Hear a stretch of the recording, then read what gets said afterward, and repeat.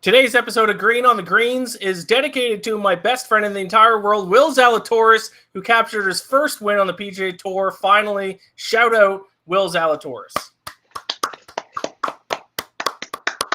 He did text me right after the win. He offered to fly me out on a private jet to attend the party, but I said, Will, I got Green on the Greens tomorrow. I can't party all night. I'm sorry. I'll have to be there for your next win instead. So, shout out Will Zalatoris. What a win yesterday. Went to a playoff. It looked like he was once again going to finish in second place. It looked like it was going to happen in a heartbreaking fashion. Then Sepp Straka followed up his shot almost in the water, and with his own shot in the water, Will Zalatoris hits it pretty close from the drop zone, puts it in for the win. Cody, thoughts on Will Zalatoris' win at the FedEx St. Jude? I'm just glad you didn't boot me from the show in favor of your best friend today. So I felt honored, honestly, to be here today. But no, I mean, I think it was a great testament to the volatility of putting, honestly, because every clutch putt that he had, he sunk, like that he needed to sink to stay in the tournament or win the playoff, like he sunk. And like, everyone harps on how ugly his stroke is, but at the same time, like in that 8 to 15 foot range, he is either burning the edge or putting it in the center of the cup every single time. I don't care what the stroke looks like. Like, just put the ball in the hole, and he's been doing that. And so, I mean, he was close to doing it at the U.S. Open to force a playoff with Fitzpatrick too, So, like, I think it speaks to the volatility of putting, and that when you have that type of elite ball striking, it was only a matter of time before he was going to win. And so I'm glad to see him finally do it. Yeah, it doesn't matter what the stroke looks like. You said it. All that matters is that it drops in the hole. I just saw Justin Ray at Justin Ray Golf tweet this out. Through the end of May, Will Zalatoris had minus 0.3 strokes in putting per round, which ranked 166th. Since June 1st, plus 0.55 per round, ranked 25th.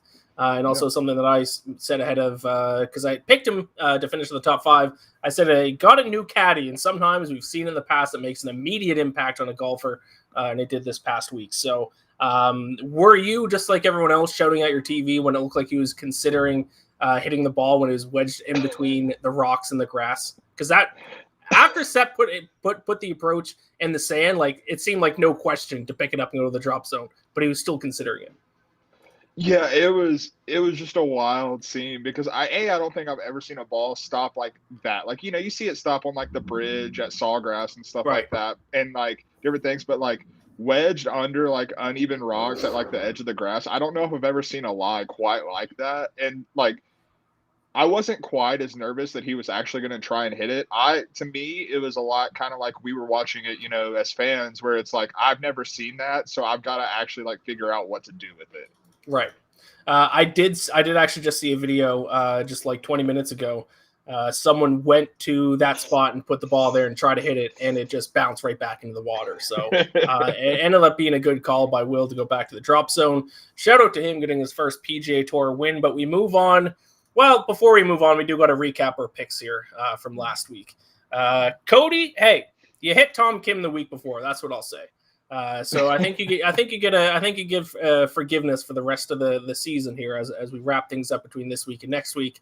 Because you had, to be fair, he won closest to the win. That's right. There's the positive you get from this past week. Ches Reavie was your closest to the win pick. He finished T51. I picked Russell Knox, who missed the cut. That now gives you a 5-3 lead on closest to the win, which means I need to win both this week and next week just to tie. And then maybe we'll do a tiebreaker for the President's Cup or something. But I got my back against the wall here. So Ches Reavie won close to the win for you.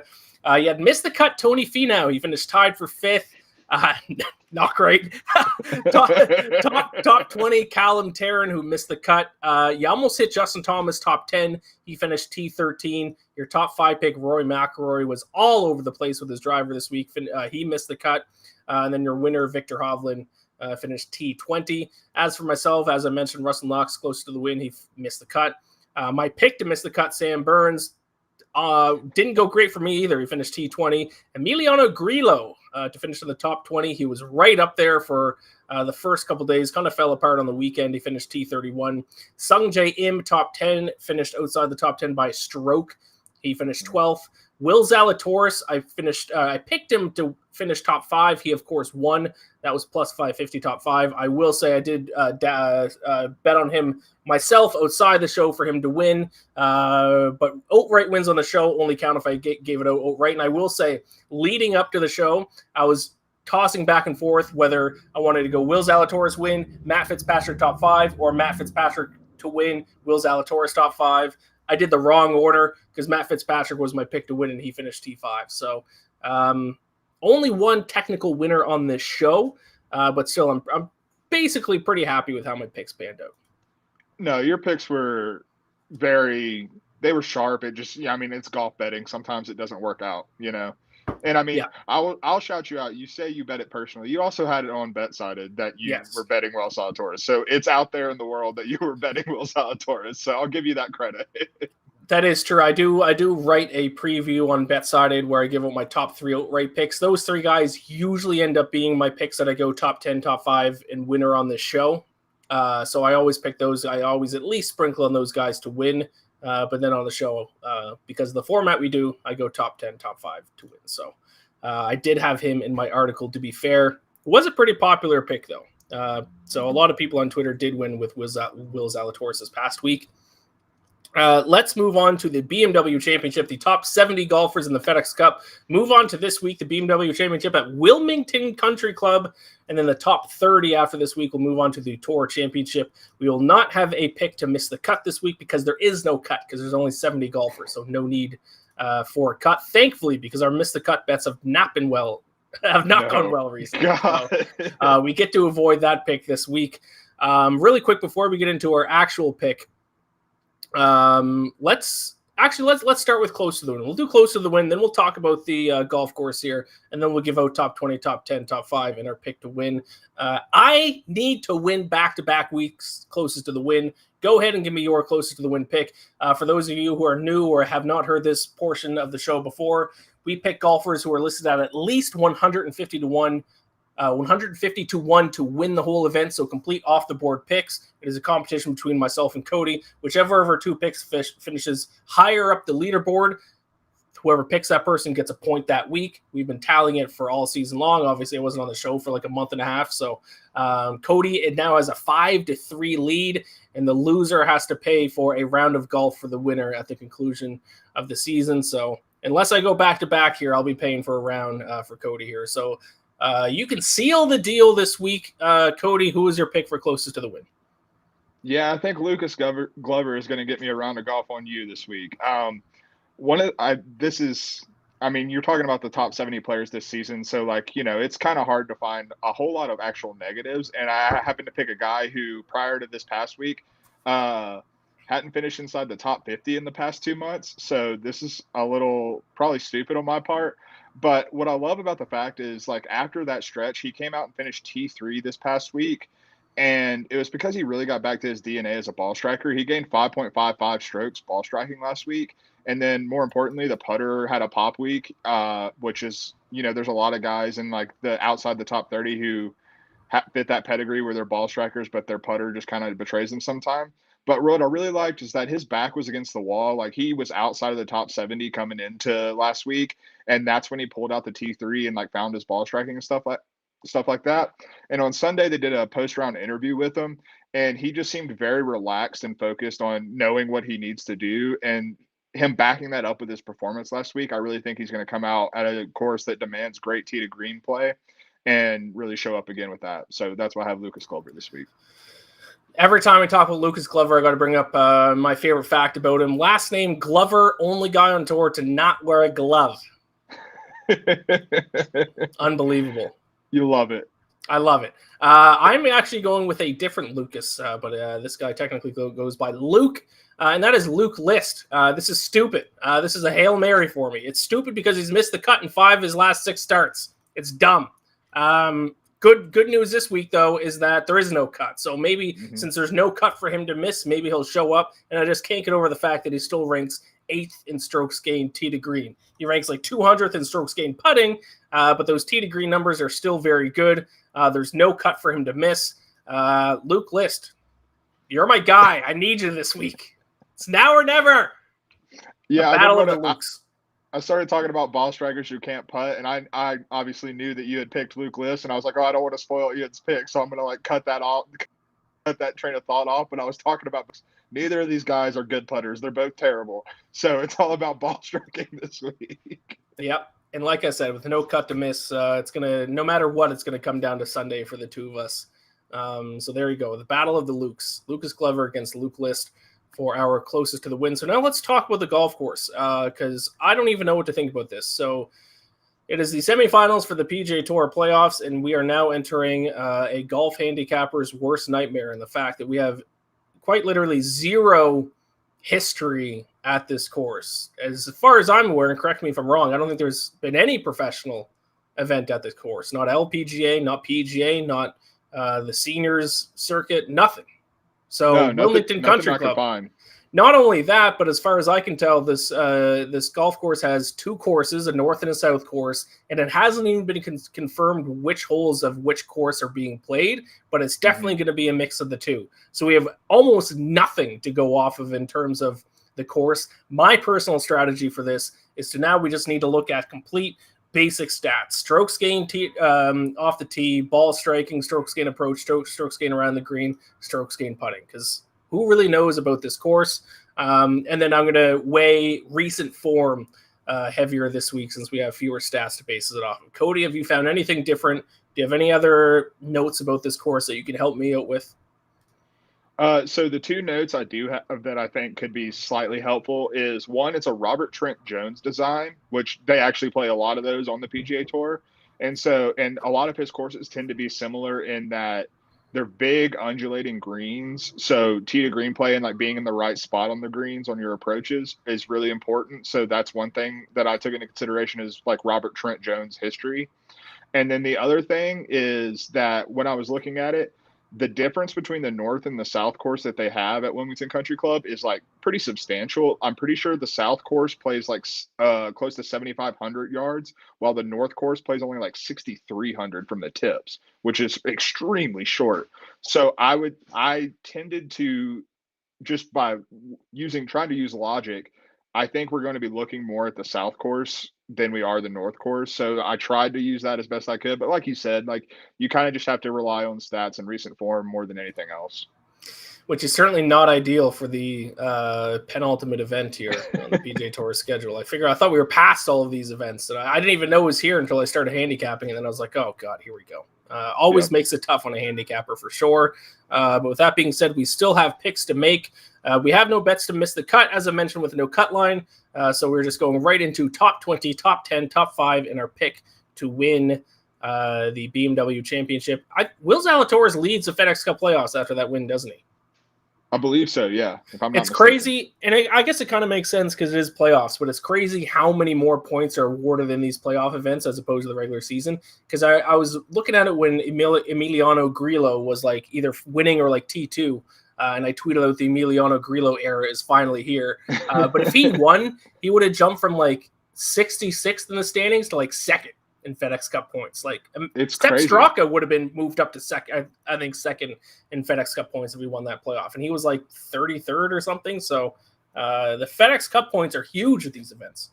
Yeah, they're quadrupled, which I mean, you think about it, that's the equivalent of winning 4 times in the season. So like that's I mean, it's just wild how much it swings like that. But I mean, I guess you've got to make these events more valuable if you're going to call them the playoffs. So yep, you are correct. I didn't know they were literally quadrupled, so that's interesting to know. So yeah, let's dive into our picks here. Who is your pick to finish in the top 20 at the BMW Championship?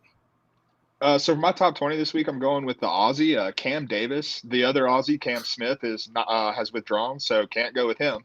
But Cam Davis is someone who has popped a lot over the past couple of years. He won the Rocket Mortgage last year, and he played really well this summer.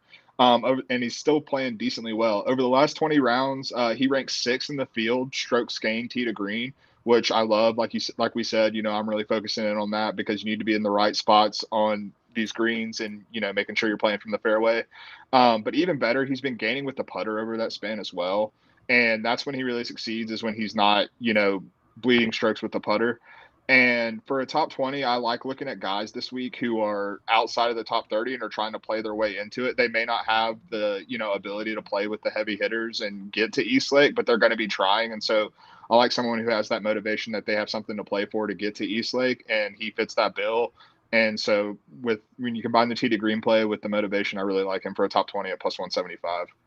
Yeah, I will say it's tough to find kind of golfers with long odds to finish in the top 20 this week, just because only 70 golfers. So even these guys like Cam Davis and the guy I'm going to name still shorter than 2-1 odds just because the field's so short. So if you're going anyone close to like the top 20, top 30 on the odds list, you're getting minus money on them to finish in the top 20. So usually we like to do some long odds for top 20. Can't do it this week. I mean, I even think like someone with the longest odds, I think is like 200 or somewhere close to that at 2-1. Yeah, I think I saw like plus 300 was like the best odds you can get for a top 20, and that's Sepp Straka, which actually might not be a bad bet given how he played last week. But yep, if he's able to rebound from that, let's be honest, complete choke job there in the final playoff hole. From 100 yards out, you can't be sailing it long into a bunker.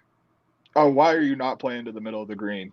Like, and the tee shot after Will put his where he did, like just hit the green and you're probably going to win. And you put it in the water. We digress.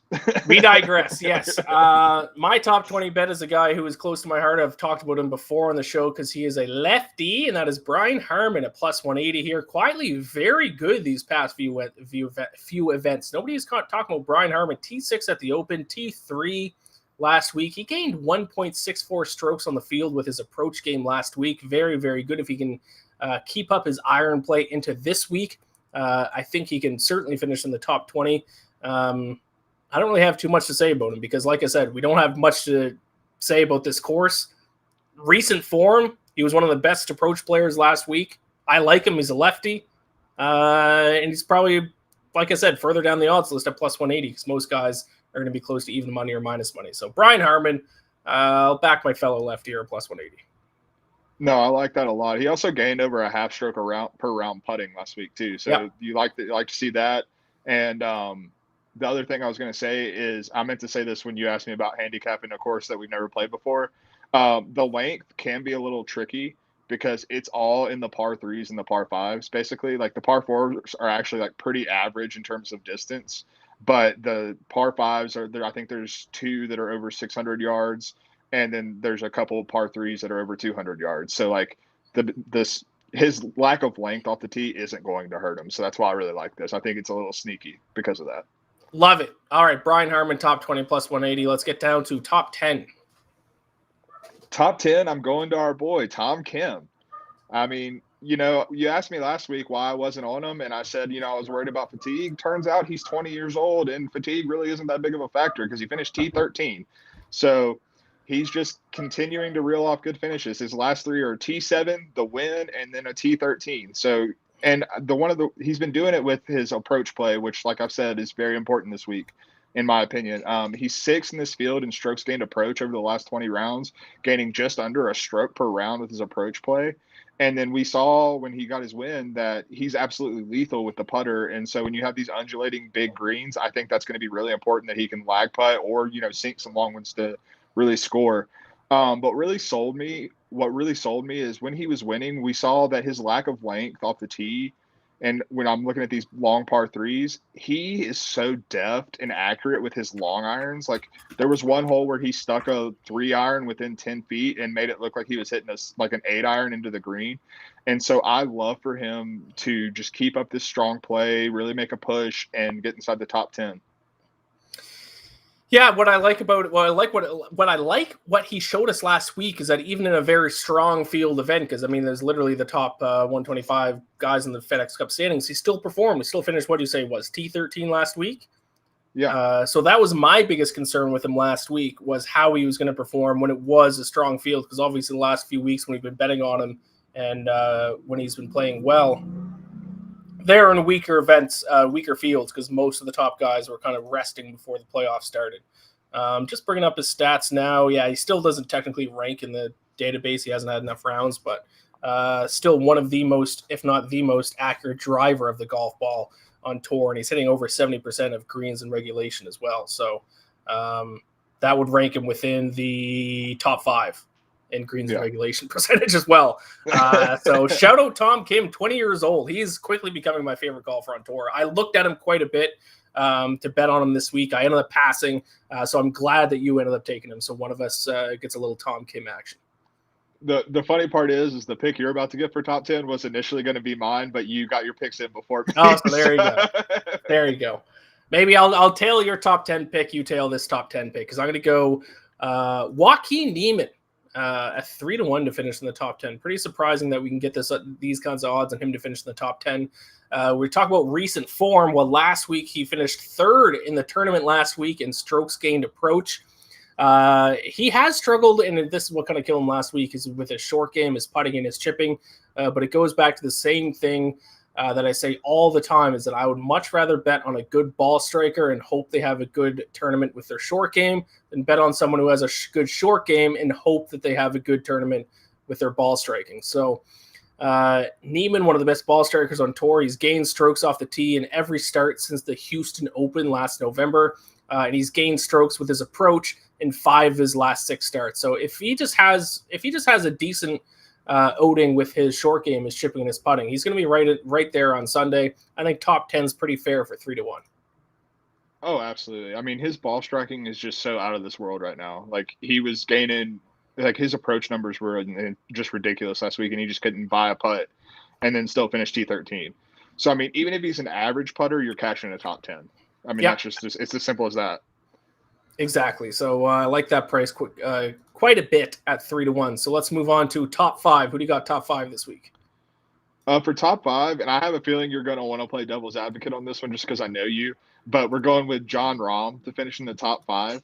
I understand that the BMW rotates, and this is the first time we've seen this course, but that hasn't stopped Rahm from dominating at the BMW over the years. In the past 5 years, he has a win, 3 top 5s, and 4 top 10s at the BMW Championship. When it comes to this turn, even when the course has been rotating before that, he just shows up at the BMW Championship and is like, okay, it's go time. And I think one thing that really stands out to me is the way he finished last week. Tee to green last week, he was phenomenal, but he's another guy whose putter just kind of for 3 rounds was just not there, and he still finished T5. And that's partially because he found a little juice with the flat stick on Sunday, and that's what made him surge up the leaderboard to get into that T5. But with the way his tee to green game looks right now, and the fact that he showed a little something positive with the putter last week, and we're going into a time of year where he's succeeded over the past 5 years, I really think we're going to see Jon Rahm return to the form that we know Jon Rahm can play at. Yeah, I'm actually not going to play devil's advocate for that one. I think he's turning in the right direction. Another example of a guy where if he can just figure out his putter, he's going to be right there, and he still was right there even though he didn't have a good putter last week. So I will not argue with that one, actually. But because it's going to be a little bit of a shorter show since we didn't have Missed a Cut at the end of the show, I would like to know a couple names of guys that you want to fade this week, because I do have a couple in mind that I want to stay far away from. So stay tuned for that. But my top 5 pick, I'm going to go with Cam Young, a guy that people just all of a sudden stopped talking about. But in true strokes gained this past week, true strokes gained tee to green, it was Will Zalatoris first. It was Cameron Young second. So even though he finished T31, he had a very, very, very good tournament strokes gained tee to green. Just the issue was his putting. And he lost 1.38 true strokes with his putter last week. And that's not really usually characteristic of Cameron Young. He's gained strokes with his putter in 3 of his last 5 starts. So it's not like he all of a sudden started playing bad. It's just he had a bad putter week, and these things happen. So I think he's a little bit of a sneaky under-the-radar guy. And I mean, hey, Will Zalatoris just broke his winless streak on tour. And now with him getting his win, Cameron Young becomes the guy who tops the leaderboard of guys who have won the most money this season without getting a win. So if Zalatoris can break the streak last week, maybe Cam Young breaks it this week. But I'll just stick with top 5 for him, plus 550. Oh, so like I said, you took the Neiman pick, and I was also going to have Cam Young for a top 5. I swear you were in my head when you were making your picks this week, because I looked and I saw that he lost 5.5 strokes putting last week, and I was like, oh my God, I'm just pouncing on Cam Young, because that doesn't happen. I mean, he's a good putter. He's not an elite putter by any means, but he has shown that he can be a very good putter. And with the way he struck the ball last week, I am pouncing on the fact that he's going to bounce back with the putter. Yeah, me too. I like that quite a bit. And then finally, our pick to win. Technically, we didn't have an outright. We had half an outright winner last week. How about that? So right. Go ahead and give me your pick to win the BMW Championship. So I'm taking a page out of your heartbreak book and going with Xander Schauffele to win this week. I'm honestly, he finished T57 last week, but I'm not really deterred by that. He was a guy who came in last week. He's so high in the FedEx Cup standings that, like, I look at him, I look at Rory, and I look at some of the guys, and they didn't really have a whole lot of motivation to play, the top of their game. They're just kind of getting some reps in, so they're not rusty when they go to the BMW Championship. So I'm not really worried about that. But the thing that really stuck out to me about Xander is that he has the tee to green game when it's on to be elite. And prior to last week, he had the win and then he had a top 20, I believe it was. And so he has the tee to green game, but he's also traditionally played really well in the Robert Trent Jones courses. He loves playing into these big greens and on the bent grass. And so I just really think that he's shown over the past month that he is back into, top tier Xander form. And he's also got the monkey off his back with the big win. And so I think he's going to come back and do it again. And then this kind of goes in the same vein as your theory that you don't really like to be on people that be on players that the public is on. I haven't seen a lot about Xander this week. There's a lot of talk about the other favorites, and that makes me like him a whole lot more because I feel like he's being undervalued and underappreciated for how good he's been over the past few months. Yeah, I agree with that. Although I will say last week, Will Zalatoris was a very public play. It seemed like everyone on Twitter was saying that they were on Zalatoris.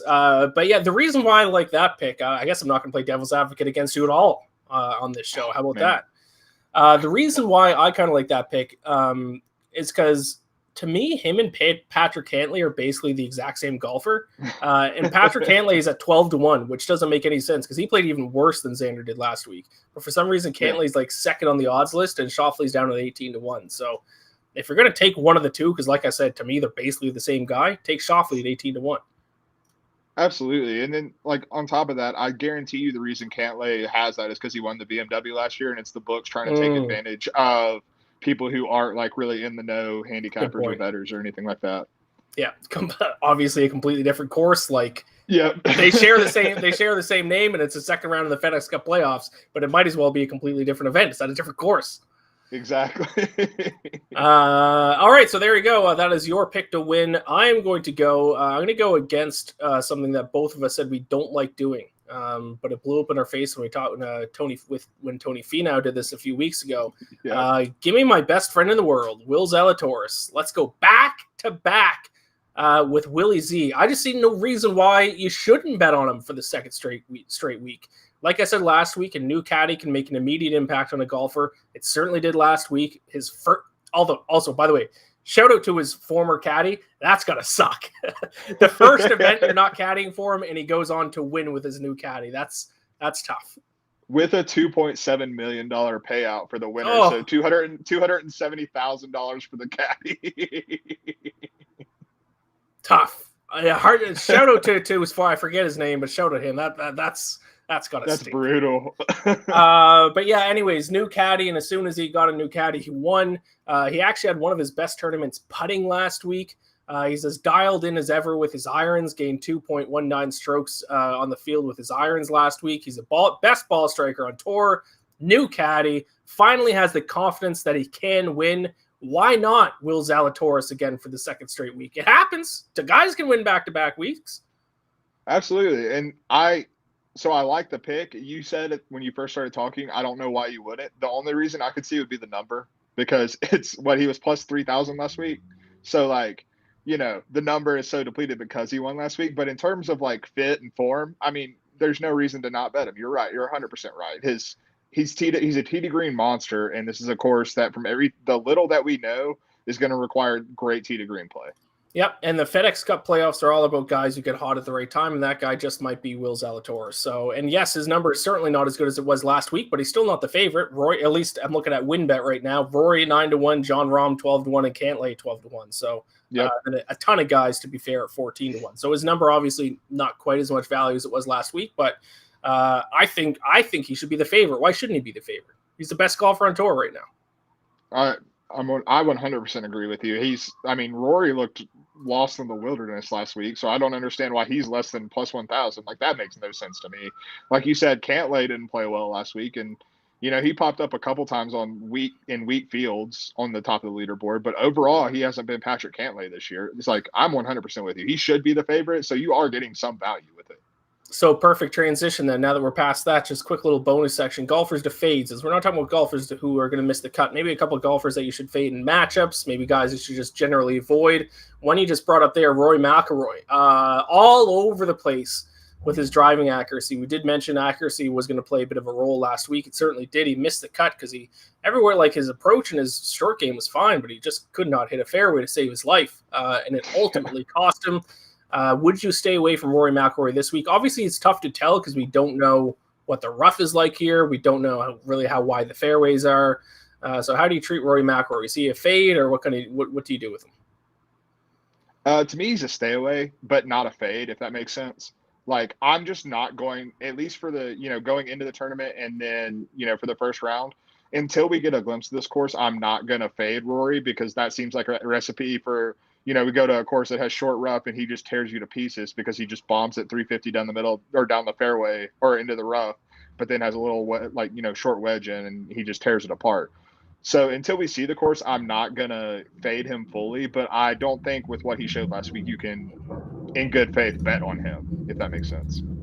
Yep, I agree. And the other golfer who I would bring up, who I'm going to be fading in matchup bets, and he's a golfer who's still pretty far up on the odds list. I mean, he is still the number one ranked golfer in the world, but Scotty Scheffler, man, has he ever fallen apart since the Masters? I tweeted out today his strokes gained putting numbers. He could not hit a putt last week to save his life. Lost 1.85 true strokes with his putter last week. He missed the cut. Since the Masters in the stroke play events, he has lost strokes putting in 7 of 9 starts since winning the Masters. So, and his odds are still short. But I mean, this kind of happens with golfers when they go on a hot run and they become the number one ranked golfer in the world. They just fall apart. And that's why Tiger Woods is so impressive, because he was the number one golfer in the world for 12, 13 years. Most of the time, these guys do it. They get there and then they fall apart, and we're seeing that with Scotty Scheffler. So even though he's the number one ranked golfer in the world, he's a guy I will be fading heavily this week. He was so far inside his own head. He had a little spaz attack there at one point, which we've never seen from Scotty Scheffler. He punched his putter. Do not bet on Scotty Scheffler this week. No, you said you were going to bring up guys to fade, and that was going to be my top one, because he's going there's a chance he's favored in some of these matchups against the other elite players. And so if you're getting, good value plus money, he is not the Scotty Scheffler we saw in the spring. Yeah. So fade Rory possibly, or just stay away. Fade Scotty Scheffler. Any other names? I just wanted to bring up Scotty Scheffler. Is there any other names, big names that you were thinking of to fade this week? Fade Jordan Spieth into oblivion. Any matchup I can get against him, he was horrendous last week. I forgot about Jordan Spieth. He literally lost strokes in every category last week. He lost 3.26 strokes ball striking. He lost two strokes putting, and he missed the cut. He is all over the place. He is bad Jordan Spieth again. He had those moments where it was Jordan Spieth might be, he's ball striking really well. He might be able to turn around if he gets the putter right. Well, the ball striking's gone now, and he's still not putting well. He is completely in the wilderness. It's probably going to be juicy. I don't care. I'm going to bet it against him because he is awful right now. What a roller coaster of a golfer Jordan Spieth is, just looking at his results. He won the RBC Heritage, second to Byron Nelson, T34 PGA Championship, then T7, T18, T37, missed the cut, but then had T10, T8, and then missed the cut with one of the worst performances of all time last week. So, yeah. He's almost even just fade him if you want, but to me, he's almost just a stay away, because then what if the good Jordan Spieth shows up? It's true. And he's just a roller coaster in general, though. You watch him hold a hole, it's a roller coaster. The dude is just it's not having money. You're right. Having money on or against Jordan Spieth is one of the least fun things in the entire world. Yeah, for sure. I completely forgot about Jordan. I forgot he existed until you just brought him up. I didn't even think about him this past week, because I guess he missed the cut and just stunk. So, there you go. Horrendous. So there you go. There was our show. We'll be back next week for the Tour Championship, when the final 30 golfers take on Eastlake in Atlanta for a crap ton of money. Will Cam Smith play in the Tour Championship? Yes or no? Because the only hip injury he has is from all the money in his pocket weighing him down on one side from Liv, who he's about to sign with. Is he going to play in the Tour Championship? I assume so he can collect a paycheck, right? Yeah, I mean, that's the only reason I can see him going in there and just completely mailing it in. But I mean, yes, I think he's going to play next week.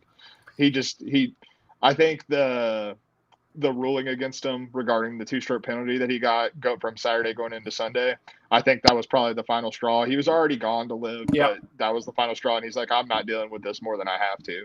So Yep. I agree. So thank you all for watching. Best luck with your picks this week. Enjoy the BMW Championship, and we'll talk to you next week for the 2021-2022 PGA Tour season finale. Talk to you then.